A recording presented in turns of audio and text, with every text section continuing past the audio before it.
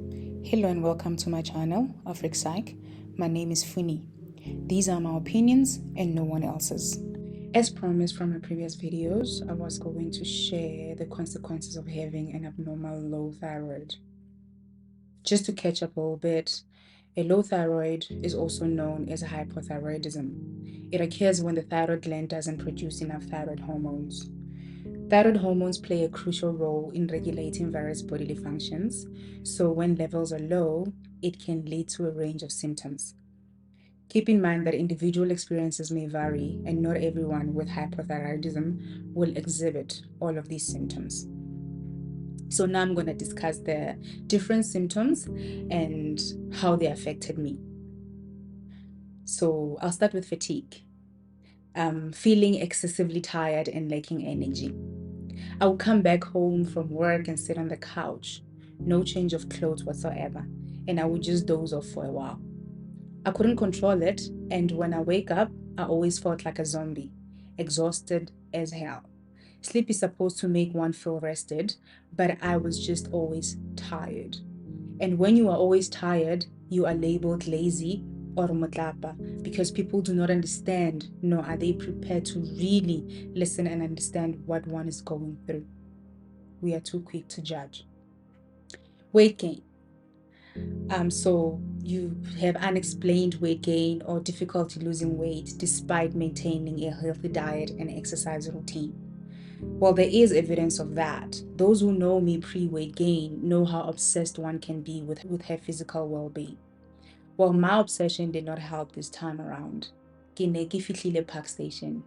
Cold intolerance. Feeling unusually cold, even in normal temperatures. This one is just natural to me. Ke tshaba phefo. Dry, flaky skin and brittle hair. Oh, I had dry skin, all right. On my neck and chest. I would have dry, flaky skin that would crack, lightly bleed sometimes, and get extremely painful. My neck would actually be dry, flaky, and velvety, if that makes sense. I looked like I was untidy. I shower twice a day, mind you. So here I was with blackheads and dark spots on my face and a dark velvety neck and chest. Confidence gone with the flaky wind. Muscle aches and weakness. So you get generalized muscle pain and weakness. Oh, I used to suffer from calf cramps or spasms. Those spasms will wake a grown-ass man up screaming like a toddler. I wouldn't wish it on my worst enemy. When it happened, the calf would get really hard, like a tennis ball, and I couldn't move. Hubby even learned how to massage the leg in order to bring it back to normal. Nakoteo funiwalla, literally, tears rolling down. It scared me to drive a manual car because what if I spasm while driving? Hence the automatic. I eventually fell at home in 2021. A simple fall, but broke a bone, tore things up, and twisted my ankle. Now I permanently have titanium on my foot, so I kind of like sound the alarm at the airport. Just kidding, it doesn't go off. Joint pain, aching or stiffness in the joints. So with this one, my right knee made a tiny sound when I walked. A sound that I can only hear. You couldn't hear it, but I could hear it. It's hard to explain. You have to experience it yourself. It felt like there was not enough uric acid in my knee, so the knee was rubbing against each other. Constipation. This one is the bigger one. Difficulty passing stools and infrequent bowel movements. So with this one, a bit of TMI, and I apologize in advance. If you know you're not good with TMI, too much information, you can skip this part. The first time I experienced hardcore constipation was when I was taking Duromine, weight loss pills. It felt like there was needles on the anal surface, and when one tries to pass stool, those needles will go back and forth like that. And yes, see, that was really painful. I thought that was painful, but when I was on a Banting diet, well, I actually lost 15 kgs within 3 months through Banting, so it does work for some people. I experienced what they called acute anal fissure. An anal fissure is a small tear or crack in the lining of the anus. which can cause pain, bleeding, and discomfort. Now let's go deeper into this diagnosis. So symptoms of an acute anal fissure may include sharp pain during bowel movements. So when you're passing stool, it can cause intense pain and discomfort. Bright red blood. So when you're passing stool, you actually notice that the stool is bright red. It's either in the bowel of the toilet or on the tissue when you wipe. Spasms of the anal sphincter muscles. These spasms can lead to further pain and hinder the healing process.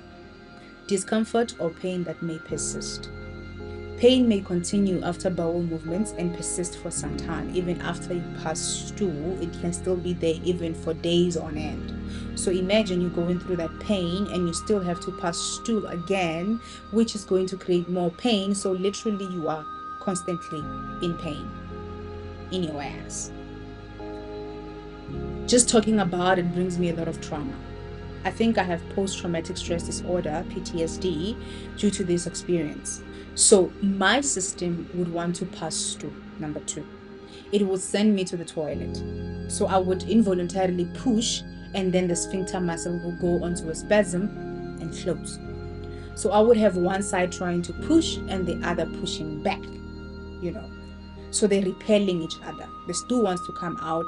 The sphincter muscle is like, no, don't. It's a war. I was at war with myself. I remember one day I was at work and I had to go.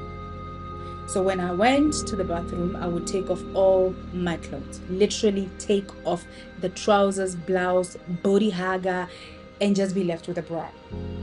So I got into the lavatory and I knew it was about to go down. When you don't know whether to sit in a military position, lift one leg up, or try and open the butt cheeks. Yeah, that was me. I sat there and did the deed while literally crying.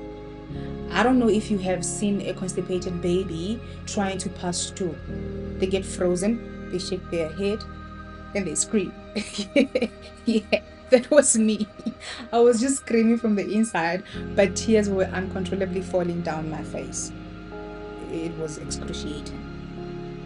I eventually went to a casualties department at the hospital, told them I wanted to be operated on because I couldn't stand the pain. I had gotten to a point where I couldn't sit down. I always lied on my side.